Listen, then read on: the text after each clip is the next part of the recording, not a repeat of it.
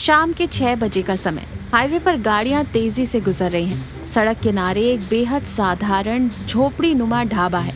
इसकी कोई दीवारें नहीं है, बस 4 मोटे बांस के डंडों पर एक पुरानी और फटी हुई तिरपाल की छत टिकी है। नीचे कुछ पुरानी चारपाइयां बिछी हैं। मिट्टी के चूल्हे में लकड़ियां जल रही हैं। शुभ चेहरे पर थकान, लेकिन आंखों में ईमानदारी, और कपड़े मैले कुचले पहने हैं। एक बड़ी मिट्टी की हांडी में देसी मुर्गा पका रहा है। ताजे पिसे मसालों की महक हवा में घुल रही है। उसकी पत्नी कस्तूरी चूल्हे की आंच में पसीने से लथपथ होकर गर्मा गर्म तंदूरी रोटी बना रही है। पास ही 50 फीट की दूरी पर एक बहुत बड़ा चमकता हुआ रॉयल पंजाबी ढाबा है, जहां नियॉन लाइट्स चल रही हैं और महंगी गाड़ियां खड़ी हैं। शंभू अपने हाथ से माथे का पसीना पोंछते हुए निराश होकर हांडी में देखते हुए कहता है, कस्तूरी, आज मुनीम जी से कर्जा लेकर ये देसी मुर्गा और मटन लाया हूँ। मसाले भी खुद कूट कर डाले हैं। महक तो बहुत अच्छी आ रही है, लेकिन सुबह से सिर्फ एक ट्रक ड्राइवर ही रुका है। अगर ये सारा गोश्त बच गया तो कल मुनीम जी का ब्याज कैसे चुकाएंगे? कस्तूरी तंदूरी रोटी को एक साफ पत्तल में रखते हुए, मन छोटा मत कीजिए जी, आपके हाथ के देसी मुर्गे के सालन का स्वाद क्या इस हाईवे के किसी 5 स्टार होटल में मिलेगा? जिसकी किस्मत में ये बेहतरीन खाना लिखा होगा वो पक्का यही आएगा। हम अपना काम पूरी ईमानदारी से करते रहेंगे। शंभू गहरी सांस लेते हुए कहता है, आजकल ईमानदारी से पेट नहीं भरता कस्तूरी। वो देखो, सेठ चंपक लाल के ढाबे पर कैसे भीड़ टूट रही है। उनके पास नरम सोफे हैं, बड़े बड़े पंखे हैं। वो लोग फ्रिज में रखा हफ्तों पुराना मांस रंग मिलाकर भी बेचें तो लोगों को वही पसंद आता है। हमारे पास क्या है? सिर्फ हाईवे की धूल और इस चूल्हे का धुआं। सेठ चंपक लाल अपने आलीशान ढाबे के बाहर खड़ा है। वो शंभू के ढाबे की तरफ हिकारत भरी नजरों से देखता है। चंपक लाल जानबूझकर जोर जोर से चिल्लाते हुए अपने मैनेजर से कहता है, अरे ओ मैनेजर, सड़क किनारे ये झोपड़ी अभी तक बंद नहीं हुई क्या? वो भिखारी आज देसी मुर्गा पका रहा है। हमारे रॉयल ग्राहकों को इसकी ये झोपड़ी और धुएं से चिढ़ हो रही है। कल तक इस कचरे के डिब्बे को यहाँ से उखाड़ फेंकना। मेरे ढाबे की खूबसूरती खराब हो रही है।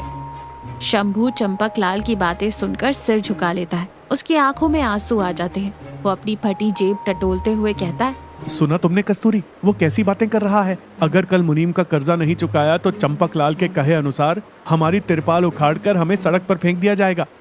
रात के 9 बजे हाईवे पर अंधेरा और सन्नाटा है। हवा ठंडी हो गई है।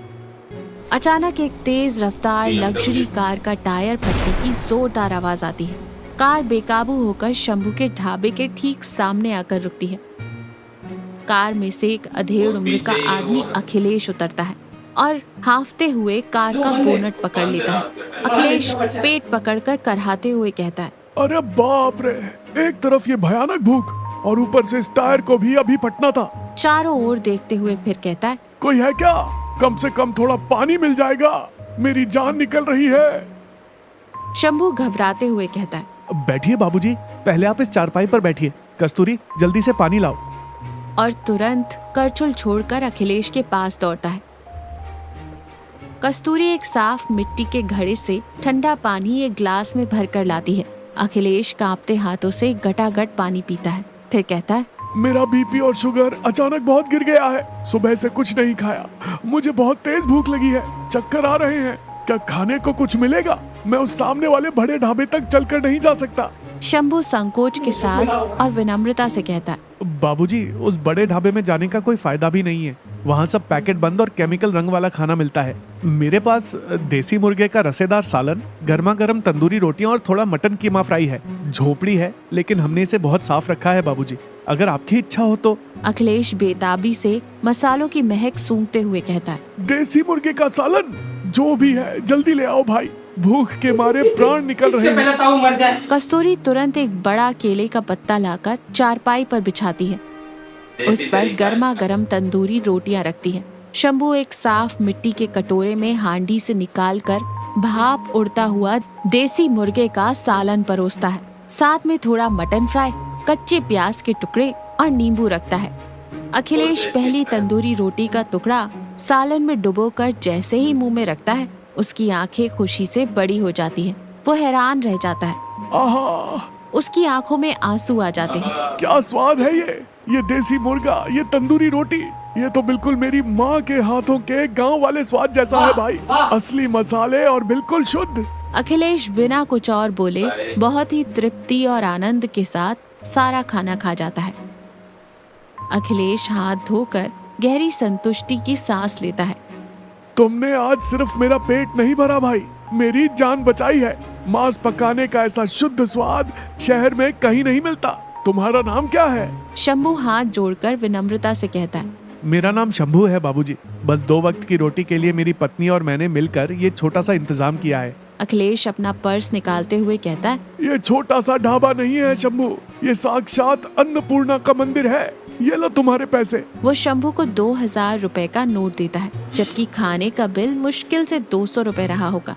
शंभू घबराते हुए कहता है। नहीं बाबूजी, मेरे खाने के लिए 100-200 रुपए ही काफी हैं। ये बहुत ज्यादा है। अरे रख लो शंभू, ये खाने के लिए नहीं, तुम्हारे हाथों के हुनर का इनाम है। और ये लो मेरा विजिटिंग कार्ड। मैं शहर का बहुत बड़ा मीट एंड स्पाइसेस होलसेल व्यापारी हूँ। कल शहर आना, तुम्हें जितना भी उच्च क्वालिटी का मांस और मसाले चाहिए मैं अपनी फैक्ट्री से आधे दाम में दिलवाऊंगा। तुम्हारे हाथों का स्वाद सैकड़ों लोगों तक पहुँचना चाहिए। शंभू और कस्तूरी कृतज्ञता से हाथ जोड़ते हैं। पीछे जलते चूल्हे की रोशनी में शंभू की आंखों में उम्मीद की एक नई चमक दिखाई देती है। 2 हफ्ते बाद का दृश्य, दोपहर का समय। शंभू के ढाबे की तस्वीर पूरी तरह बदल चुकी है। अब वहाँ 10-15 ट्रकों की लाइनें लगी हैं। शंभू बेहतरीन क्वालिटी का मांस इस्तेमाल कर रहा है। देसी मुर्गा, मटन फ्राई और तंदूरी रोटी की सुगंध पूरे हाईवे पर फैली हुई है। कई ट्रक ड्राइवर चारपाइयों पर बैठकर पसीना पोंछते हुए चाव से तंदूरी रोटी और मटन खा रहे हैं।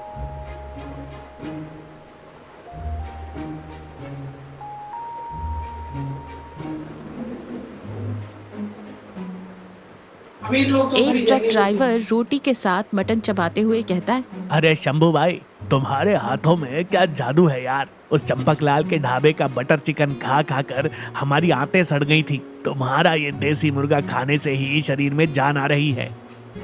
चंपकलाल अपने महंगे ढाबे की कांच की खिड़की से ये सब देख रहा है। उसका ढाबा पूरी तरह खाली पड़ा है। उसका चेहरा गुस्से से लाल हो जाता है। वो अपने हाथ का चाय का ग्लास जमीन पर पटककर तोड़ देता है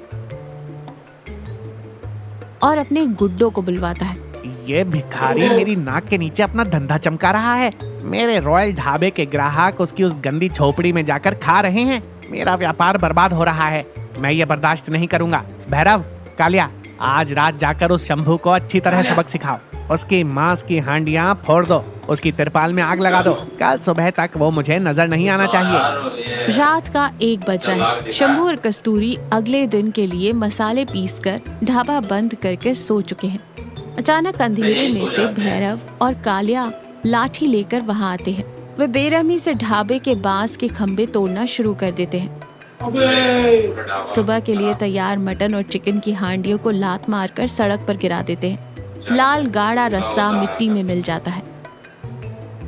भैरव भयानक आवाज में चिल्लाते हुए कहता है। शंभू, सेठ चंपकलाल का हुक्म है, कल सुबह तक ये झोपड़ी यहाँ नहीं दिखनी चाहिए। अगर फिर से यहाँ चूल्हा जलाया तो अगली लाठी तेरी टांगों पर पड़ेगी। शंभू और कस्तूरी घबरा कर उठते हैं। शंभू उन्हें रोकने की कोशिश करता है, लेकिन कालिया उसे जोर से छाती पर लात मारकर कीचड़ में गिरा देता है। गुंडे हंसते हुए चले जाते हैं।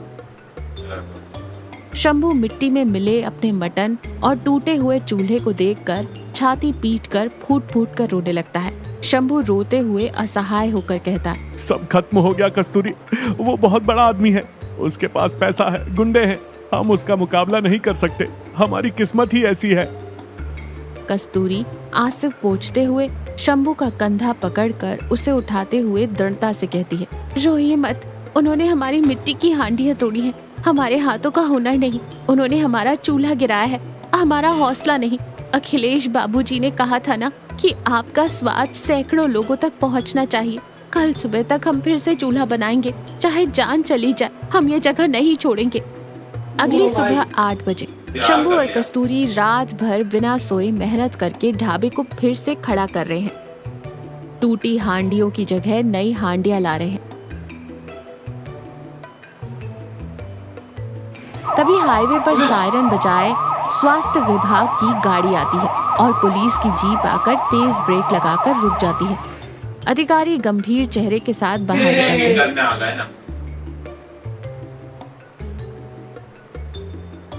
सेठ चंपकलाल रॉयल पंजाबी ढाबा का मालिक कहाँ है?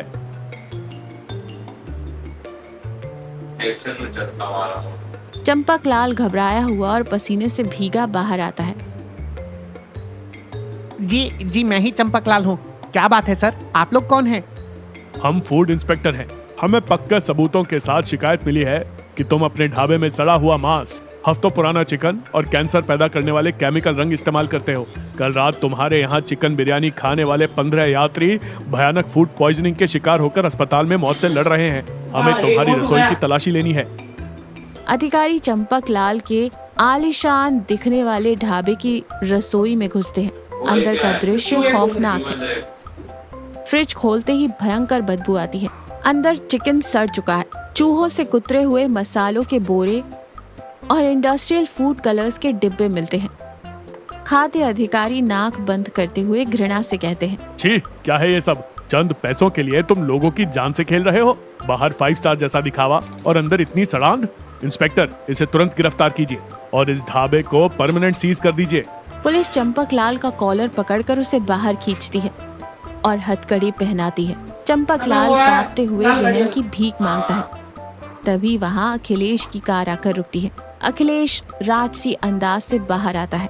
अखिलेश चंपकलाल को कठोरता से देखते हुए कहता है, यही है वो लालची इंसान। ऑफिसर साहब, शिकायत मैंने ही दर्ज करवाई है। मेरी मीट फैक्ट्री के कर्मचारी कल इसके यहाँ खाना खाकर जिंदगी और मौत के बीच झूल रहे हैं। अखिलेश की नजर शंभू के टूटे हुए और फिर से खड़े किए जा रहे ढाबे पर पड़ती है। वो शंभू के हाथों पर लगी चोटों को देखता है और तेजी से शंभू के पास जाता है। अखिलेश गुस्से में कहता है, शंभू भाई, आपके ढाबे की ये हालत किसने की? ये चोटें कैसी हैं? शंभू हाथ बांधकर सिर झुकाकर कहता है, रात को कुछ गुंडे आए थे बाबूजी, सब तोड़ फोड़ गए। इसी चंपकलाल सेठ ने भेजा था। अखिलेश पुलिस अधिकारी से जोर से कहता है, इंस्पेक्टर सर, इसके पापों का हिसाब अभी बाकी है। इस पर फूड पॉइजनिंग के साथ साथ जानलेवा हमला, गुंडागर्दी और संपत्ति नष्ट करने का भी केस दर्ज कीजिए। इसे 10 साल तक बेल नहीं मिलनी चाहिए। 6 महीने बाद उसी हाईवे का दृश्य। माहौल बिल्कुल शांत है। एक समय के रॉयल पंजाबी ढाबे पर एक बड़ा सा ताला लटका है। चारों ओर जंगली घास उग गई है और उस पर स्वास्थ्य विभाग और पुलिस द्वारा सीज किया गया एक बड़ा बैनर फट कर लटक रहा है। लेकिन उसके ठीक सामने जहाँ शंभू की झोपड़ी हुआ करती थी, अब वहाँ एक खूबसूरत, पक्की, विशाल और साफ सुथरी इमारत खड़ी है। उसके ऊपर बड़े अक्षरों में गरीब का हाईवे ढाबा, यहाँ देसी मुर्गा और मटन मिलेगा का बोर्ड चमक रहा है।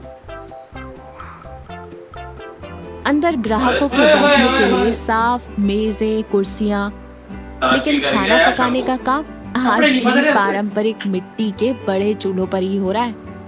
अखिलेश एक खास मेज पर बैठा है और देसी मुर्गे का लेग पीस और तंदूरी रोटी बहुत ही मजे से खा रहा है। अखिलेश संतुष्टि के साथ कहता है, वाह शंभू, झोपड़ी चली गई और पक्की इमारत आ गई।